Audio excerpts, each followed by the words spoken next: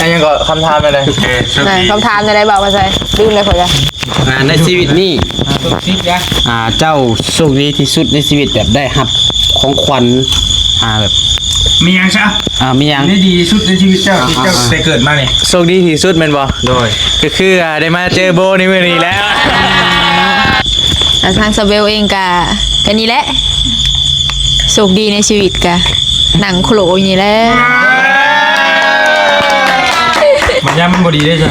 ดีกะกะห้ายูหนะก็บอกบดีกะส่วนบดีเฮาก็บอกอันนี้เงินน้อยเด้น้อยเท่าไหร่หมูลืมเฮาเนาะ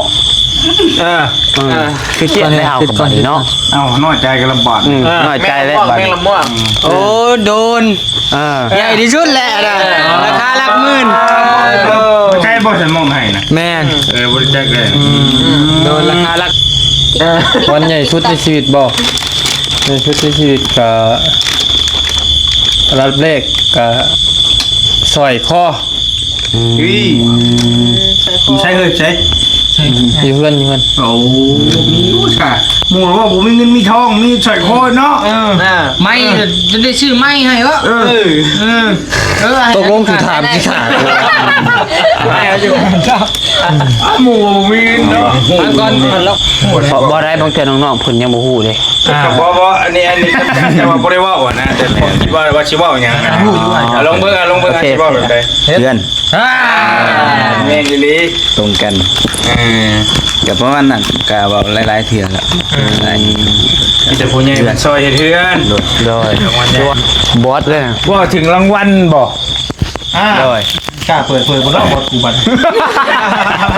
พอถึงรางวัลมีคนเอานั่นให้เอานี่ให้สิบ่โดยว่าได้บ่คันว่าบ่ได้กะว่าเป็นหยังว่าได้โดยแบบรวมๆซะกันสิว่าโอเคมันหลายอย่างแล้วก็หลายคนให้นะหลายคนให้ล่าสุดแข่งคนคัชิว่าล่าสุดกับตัวนี้แหละ iPhone 50,000 บาทแม่น iPhone ที่เพิ่นฝากมาให้แล้วก็มีหลายอย่างอยู่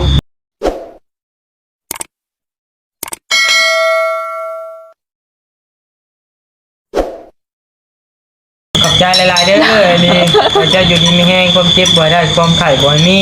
ปรารถนาสิ่งใดขอให้ได้สิ่งนั้นสมความมุ่งมั่นปรารถนาอย่าเจ็บอย่าจนลำรวยๆเด้อบ่าวลีสะพานบุญโต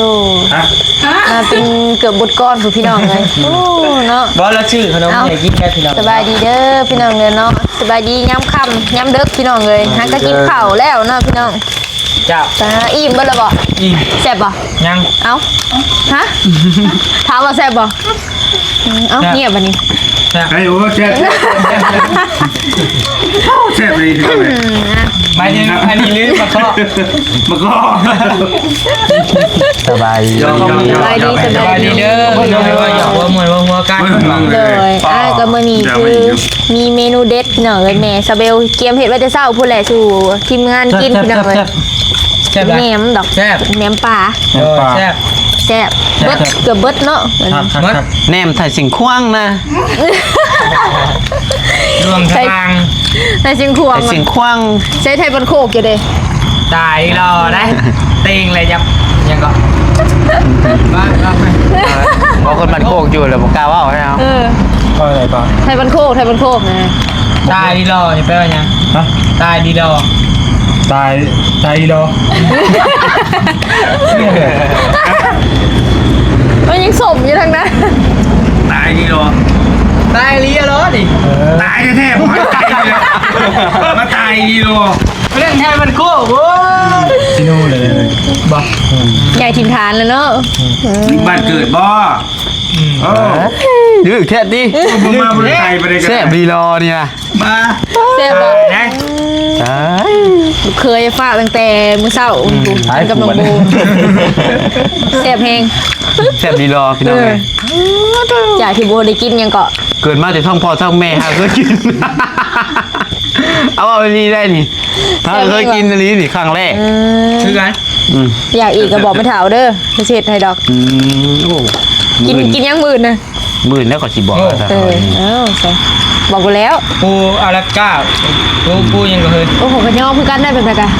ได้พูดตรงหน้านะ ไปหาขุดเอาบอกเงียบงัดข้างนอกบัดนี้เนาะเดิกดื่มเลยพี่น้องเลย กินนี่เบาเน่ามันท้ามมันเรื่อง ความโชคห้ายของมัน เดี๋ยวโชคดีบ่ บอกกินอีกพักกระทามอยู่พี่น้องเลยว่า จนได้นะ เสียงเป็นเสียงตายแต่ละคนเป็นอะไรพี่น้องเลย บอกกินนี่เบาเน่าท้ามแล้วเนาะว่าในชีวิตความโชคห้ายของแต่ละคน ในชีวิตนี้บ่เคยมีคนอื่นเจ็บก็คือโลโบ เอ้าเฮ้ย มักจูกันนะ เซตบัตรนี่ แอบมักโบไพ่เขาได้หรอ เซตวันนี้เนาะ เขาเลิกบ่เพชร พอผิดชีวิตเปลี่ยนเลยเฮ้ย เอ้ยกิน เมื่อนี่บ่มีอันนั่นบ่บ่มีเลยบ่บัตรนี่เจ้าพุ่นน่ะอ้ายอ้าย ว่าไงเฮ้ย เอาเริ่มจากไพ่บัตร ถามก่อนสิถามแบบใดที่ถามแบบว่าในชีวิตนี่แบบว่าได้รับโชคนะรับโชคใหญ่ในชีวิตแต่ก็โชคดีที่สุดในชีวิตนะคืออีหยัง ไปเสียคน เริ่มจากใคร เอาจากพูดมาก่อนซะ ใบเตย เอาจากใบเตยอาสยาม เนี่ยเขาจะ จากสดๆฮอนๆใหม่ๆเลยนี่ บ่ใหญ่ป่ะเบิ่งทรง เอาลองเบิ้งอ่ะ คนนะติ ถามน้องใบเตยก่อนพี่น้องเลย เอาเลยเนาะ เอาเลย โชคใหญ่สุดกะอีแล้นี่น้ำมายคนนี้แหละ ยังเฮ้ย เอาไปซื้อโทรศัพท์ให้เด้กับเงินผลมาเซอร์ไพรส์น้ำก็เกือบเขานะ50,000 60,000ผู้นแหละ ตบมือ สุดๆในชีวิตเลยบอก โมที่นิ้ว สุดแล้ว เนาะ หาเงินเองก็ยังบ่สำนี่หะนะ อันนี้แค่14 ปีเลยเนาะ แมน หาเงินเองก็ยังบ่สำนี่หาเงินเองก็ได้เชือละ3 ล้าน เอาใน14 ปีนี่ยัง รออยู่ ได้พุ่นอยู่ฮะ ทุกท่านแม่นบ่ โอ้14 ปีใช้เรียนม3ม4นี่ มีคนรถจักรขี่ช่ำจักรก่อน อย่างเตะๆแทนน้องประจักษ์เนาะ ยังหาอันแลนแถวอันผู้และตามตลาดแดงตรงน่ะเขาเห็นงานใหม่โอ้แลนหยอกผู้สาวสิว่า ลายบ่ให้บ่ได้กะลายบ่ตอนน่ะลายอยู่บ่ โอ้เอาผู้นึงไง โอ้ไม่ไปใช่ไหมไม่ยังได้เนี่ยไม่ติด อย่างกันแล้วที่เขาไม่หัดมีนะหรอกเดียวคัดนะไม่ก็อยู่ในคอตัวเองอ่ะน่ะ นี่ไม่เนาะ อยู่ในคอตัวเองนะ ยังไงติ ตะกี้พวกตี้อ่ะ บอก ขึ้นซะเนาะ วาเรนแดงเขาน้อยกว่านี้แน่เอาตะกี้ ข้ามบน ผมว่าแล้วทำเตี้ยๆน้อยๆพอง หัวโปโกบ บนเงี้ยติ สาว หมักใส่ส่งกีฬาซับบัดนี้ห้ำก็ย้อนชาวลายเจ้ย คือหัวหมอน เอ้า คนเร็วอยู่ดิเนาะ เติมนึงรู้แล้วกันหมักใส่สลิป ประมาณนั่นแหละ จะมีบ่ ให้ไปแนวให้ไปนี่ เอาไปเจอจบเลยป่ะ น้องโบน มาอันเดียวกันเถอะ ก็ ไอ้ที่ ได้ ชุด ไอแพดคันสิว่าอะไรกัน ไปที่ให้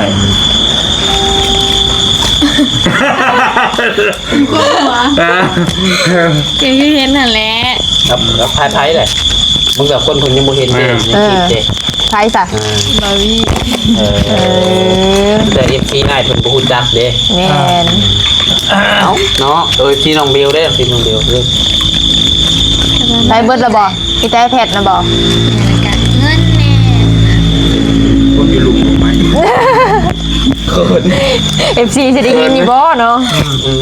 ตัวประมาณนี้แหละโดย ได้แพทย์ลูกชายบริซื้อให้แต่ก็มีเงินในทีมงานน้องหมกให้คือว่าเป็นคนโชคดีแล้วเนาะ โชคดีที่สุดแหละในชีวิต สุดแล้ว แม่น ตอนนี้มีลูกชายบอลลี่แล้วนะแต่ลูกชายเห็นชัวมากเลย บูจักกันบูจักกัน ถ้าดีในลูกชายเรา มัน บ่ เป็นอันนี้ลูกชาย น้องเดี๋ยวนี้นั่น บี อันยังก็คำถามอะไร โอเคโชค ไหน ดี คำถามอะไรบอกมาใส่ลืมเลยขอจ้ะ ในชีวิตนี่ สุดทิศนะ เจ้าโชคดีที่สุดในชีวิตแบบได้รับของขวัญแบบ มียังใช่ มีอย่าง นี่ดีสุดในชีวิตเจ้าที่เจ้าได้เกิดมาเนี่ย โชคดีที่สุดแม่นบ่ โดย ก็คือได้มาเจอโบในมื้อนี้แล้วโอเค เอาข้อแท้บ่ ก็แท้เลยแหละได้แล้วเสร็จแล้วได้แล้ว แท้พอลูกคุณนี่เนาะ จริงจังบ่ จริงจัง บอกได้จริง พอปั้นมาเนาะพัก ปั้นและใหญ่เสียสื่อเสียงเด้อ ทั้งนี้กับทั้งนี้เบ้ชอบจะให้กิน ลุงเบลป่ะนี่ เอาไปนั่นอื่นบุกเกี่ยวได้เว้นลูกกันได้ เจ้าเด้อจ้ะเจ้าเด้นี่ ก็ข่อยบ่ โอ้เป็นห่วงด้วย มีหยังอ่ะ ด้วยรถ แม่นบ่ อันนี้จริงฮะ รถยังบ่ใหญ่ เดี๋ยวนี้นะ แม่น ชุดเลยดิ ว้า เอาปะ เอ้า เอากระบอกเนาะ เนาะ ก็แม่นเนาะใหญ่ชุดในชีวิตน้องบัดไซก็คือ ได้ ได้รถอะไรเป็นอะไร แต่เมีย แม่นได้รถแล้วก็ได้เมียพร้อม เลยเลย ได้ทั้งรถทั้งเมียในบ่เมียนี่ภูมิใจอยู่บ่ได้ผัวนี่ ภูมิใจแหละ เอาว่าอะไรมันจะจบนะ ได้ทั้งรถได้ทั้งเงินแต่ แต่ ง เงิน เมี มาย แต่งเมียเนาะได้รถได้ทั้งรถทั้งเมีย ตัวใหญ่สุด100,000 บาทเนาะคือว่าของขวัญ โดย ใหญ่ที่สุดในชีวิตแหละเป็นน้องเนาะแต่เกิดมา โดย โดยประมาณนั้น จ้าถูกบ่แม่ดีใจนะ โดย เนาะแต่ทางสเบลเองกะนี่แหละโชคดีในชีวิตกะหนังโขลอย่างนี้แหละ มันยังมันบ่ดีได้จ้ะ ดีกะกะห้าอยู่หนนะ แล้วก็บอก บดีกะส่วนบดีเฮาก็บอกอันนี้ นี่นะลุงเหรอ ก็ เจ้าระวังนี่เราฟาดมาเดียวปิวเด้อ บางมือเรา ได้ คุย นี่ แค่ ได้ นี้ดิ ยาวคุดคำมา เนาะก็มีสำนี่แหละพี่น้องหนังโขลนี่แหละโชคดีที่สุดในชีวิตนี่ก็ขาดแต่ว่าครบตั้งแต่ครบตั้งแต่เฮียนผู้ใดพี่น้องเอ้ยก็บ่คิดว่าสิได้มา บ่คิดบ่ เท่าคู่มือนี่ฮะนะ นี่เจ้า ทวินว่าล่มลิ้นๆซื่อๆเนาะแล้วเด้ บ่นี่เขาเห็นบ่ อ้าวล่มเบิ่งซื่อๆเด้ก็ ทั้งนี้ดุดชนสามหม้อแตกก็มันจะได้ก็ คนบาสีลมลิ่นเจอหาหดหวาย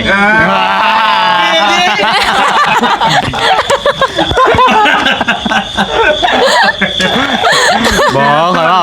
เจอคารมข่อยเจอคารมข่อย แม่นแม่น เจอความดีข่อยเข้าไปเพราะว่าโอ้มันต้อยเป็น เห็นว่าก็แม่นนาลีให้แหละพี่น้องเอ้ย โอ้ย พอเลยบ่นิ้วซะพี่น้องเอ้ยสิยืดสิยาวพี่น้องเอ้ย นั่นมีเลยบีเอายอมมาทำนอกกาเบิ้ง ไหน บัตร ว่า เฮา กิน นะ จะปวดอยู่ดิน่ะ ให้เบิ้งบัตรเฮาเล่ทำหมักตัดนี่นะบันนี้บัดนี้ ดีที่สุดในชีวิตเนาะ หน่อย ดีที่ยังอยู่ได้เป็นคน โอ้ ไหน เอ๊เอาแบบมีสละนะพี่น้องเนาะก็ดีที่สุดในชีวิตบ่นิวก็ยังบ่ได้นั่นเนาะก็มีแต่ดีใจที่สุดก็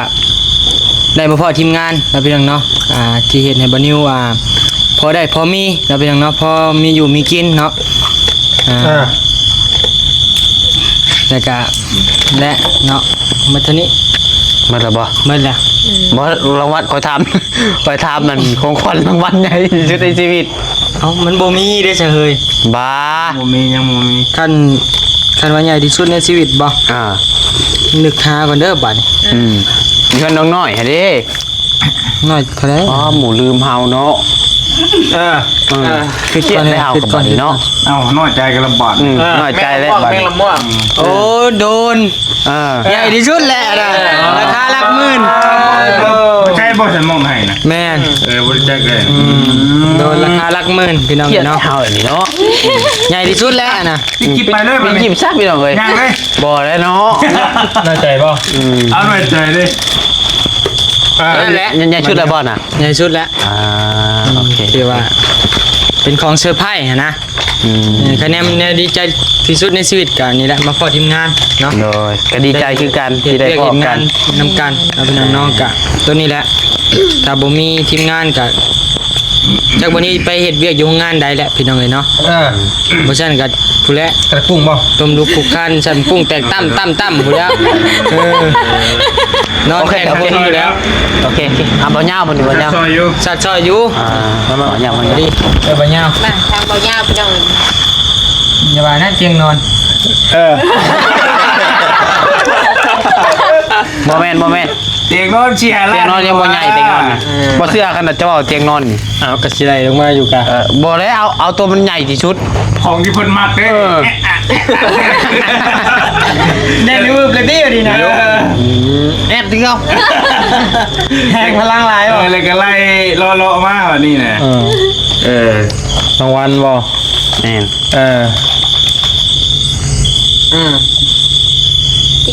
วันใหญ่สุดในชีวิตบ่ในชุดในชีวิตก็รับเลขก็สร้อยคอ ใช่เลยใช่ อยู่เพื่อน โอ้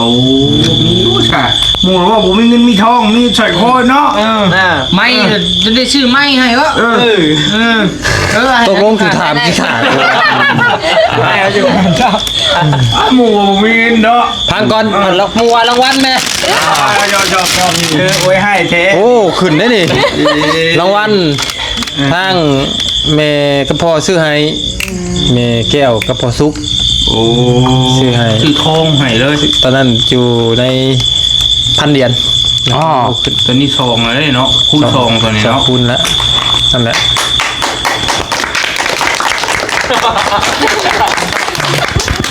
เต้นมาเล่นอะไร เชิญ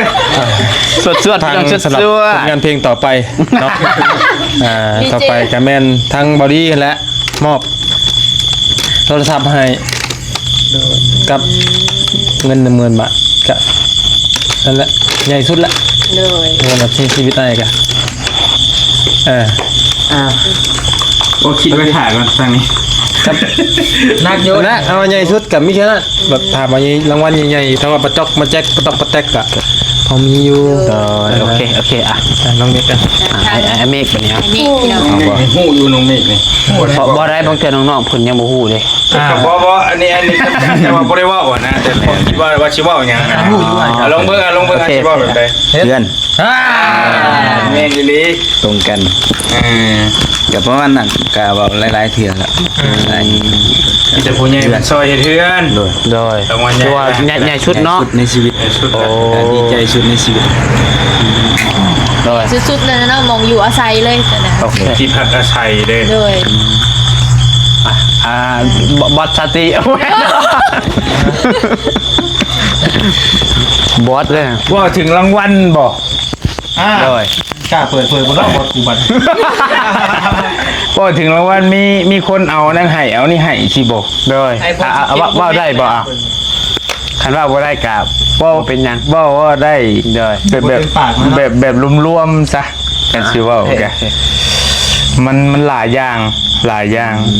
แล้วก็หลายคนให้นะหลายคนให้ล่าสุดแข่งคุณ คันสิว่าล่าสุดกับตัวนี้แหละ iPhone 50,000 บาท แม่น iPhone ที่เพิ่นฝากมาให้แล้วก็มีหลายอย่างอยู่ในอื่นก็มีแต่ว่าประมาณนี้ก็แล้วกันโอเคพูดละประมาณนี้หลายอย่างอยู่ นี่คือ โม่รถไฟกูเห็นเนาะเอาโดนอันเดียวก็ยังน้ำไม่ยัง มันก็บ่ได้ลวงลายปานนั้นแต่ว่ามันหลายคนเนาะบ่อยากไล่มานะให้เธอเล็กเธอน้อยก็ให้อยู่ให้อยู่ โดยนี่คนให้กันหลายอยู่แต่ว่าเรื่องโชคดีที่สุดก็เอาได้ เดินหน้าเข้ามาช่วยเหลือสังคมนี่แหละกันว่าสิเว้าตัวนี้ก็แล้วก็ได้ให้ครอบครัวเฮามีความสุขอะนะแล้วก็หมู่คู่นี่แหละได้ครบหมู่คู่ได้ครบน้องๆนี่แหละได้ครบได้รู้จักกันเนาะรู้จักหักเพลงกันแม่นก็เป็นความสุขอีกอย่างหนึงถือว่าเป็นความโชคดีอีกอย่างหนึงก็ว่าได้นะแล้วก็ได้อยู่กับลูกเมียที่ก็เข้าใจกันนั่นแหละก็ถือว่าเป็นความโชคดีแหละนี่ก็ได้ รางวัลบ่ แต่มันก็ว่ารางวัลก็ว่าได้เนาะแม่นแต่เฮาบ่ได้มาเฮ็ด YouTube ก็ บ่ได้ยังจะอย่าง ชีวิตก็จะสิไปอยู่เด้อไรนะอาจจะขายเครื่องอยู่ไทย จะไปเป็นรังกรอยู่ไทยพุ่นแหละคิดว่านะคันสิบรรยายมันก็ยาวเนาะประมาณนี้แหละเอาประมาณนี้ก่อน อันนี้คืออันของขวัญที่แบบว่าใหญ่สุดในชีวิตแต่ละคนเนาะโดยประมาณนั้นเป็นยังไง รางวัลของขวัญ ของแต่ละคน ร้อยโอพี่น้องเค เอาแล้ว มีแต่ว่า สุดละเด้มันสุดละเด้ เมียนบัดนี้เนาะ เดี๋ยว โดยมา มันจะครึ่งกลางๆจริงเหรอ โดย เก็บบัดนี้ เมียนก่อนเด็ก กระทำแหละ วันนี้บอสใหญ่นะบัดบอสใหญ่ถามนะบัด ๆแมนถ้าบดใหญ่ สิ จ้ะ ถามยังดีข่อยบัด ครึ่งกลางๆอ่ะ เก็บ ได้เลยบ่ได้เลยแล้ว ทำลูกชายข่อยนี่แหละคิดเองกันมื้อใด ก้าวดิเบยก็ว่าได้ยินข่าวมีงานแต่งระบาด ไผ เนาะมียังพอใหญ่ใจดีมันสิสนับสนุนว่าซั่น ว่าอะไรกันเนาะ เอาได้สิเข้าประตูมาฮอวิวากับเข้าได้เลย ถุงกระหอมาอยู่อ่ะ จักสิพังคำใดเนาะ คือว่าฟังสบาย พังเหมือนแง่ๆนั่นยังอยู่ ประตูวิวาหรือบ่ จะเกินหอจะประตูจะยังแล้วเอาไปหมดแล้ว เลย ประตูมหาวิวาบ่ เอาพี่ว่า ถามบ่ถามแบบไหน ทำนี้บ่ ถามเลยน้องจะตอบพร้อม แล้ว ตอบ เมื่อกี้นี่ก็คือว่าเห็นนั่น พร้อมตอบ ได้หับโชคอีกบ่โชคจักสั้นนะ หลายท่าน โอ้หลายแหนบอยู่ได้เนาะหลายแหนบอยู่หลายแหนบอยู่หลายแหนบอยู่เพิ่นให้เห็ด ก็แล้วถามเลยเราเก็บซะ ให้เห็ดห้านโอเคบ่เลิกก็มาเล่นบ่เลิกก็มาเล่นก็เงินใบที่บัน เอาอ่ะเร็วแล้วถึงแรก ว่าเจ๊เด็กน้อยนี่มูเรามาเน็บใหญ่ดีโล แจกเท่านี้ไอ้ยังโดนเลย ก็ถือว่าน้องโบก็ได้บาร์บี้เนาะเสื้อไผ่เงินพี่น้องเลยเนาะเสื้อไผ่เงิน25คือ25เนาะยินดีนำเพราะว่าตอนเว้นน่ะก็น้อง มากตัวนี้บ่เคย น้องพันไซเสื้อไผ่ทองคำและพี่น้องเลยเนาะไว้แต่ง บอลีบ่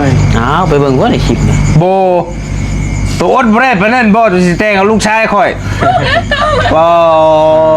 บนแม้ความเสน่ห์แห่งจำได้ บี้ลึกในเฮานี่เนาะ ไป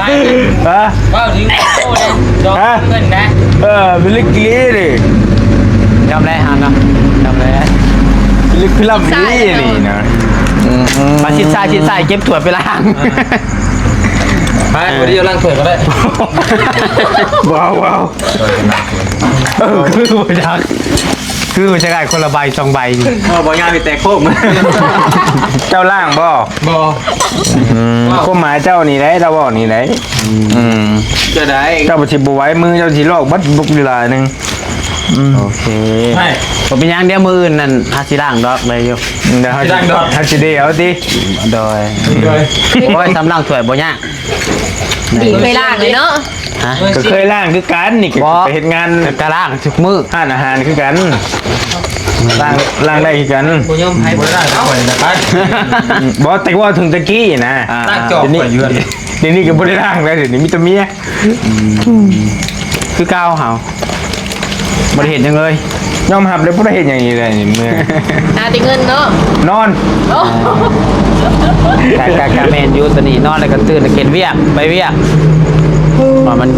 นั่นเนาะ มันเรียกเงินเนี้ยก็ว่าเฮาบ่ได้เห็นหยังเลยเด้เพราะว่าเฮาตื่นมาก็อาบน้ำในห้องไปเลย โดย ก้าวตีมาแต่ห้องกับมือว่ายังไปก็ได้แม่ก็ไปแหละเพราะว่าห้องเราทำมีห้องนั่งนี่เลยนะครบ7ในห้องพายกระเป๋ามาไปเวียกแล้วประมาณนั้น โอเค แทบไม่เห็นยังบายเดินเลยบาย อยากให้ปิดอยู่นี่เนาะหมู่กำลังว่ากันอยู่กะ ไปพี่น้องสำหรับคลิปนี้ซาเบลจะเดินขอจบคลิปเพียงนี้เด้อพี่น้องเนาะกะโอ้ลงกับอ้ายเพิ่นนี่แหละพี่น้องทางเล็กๆน้อยๆพี่น้อง จับ ไปตาแล้วสบาย สวัสดีเด้อพี่น้องเด้อร่ำรวยเด้อ บ๊ายบา แต่ ย โค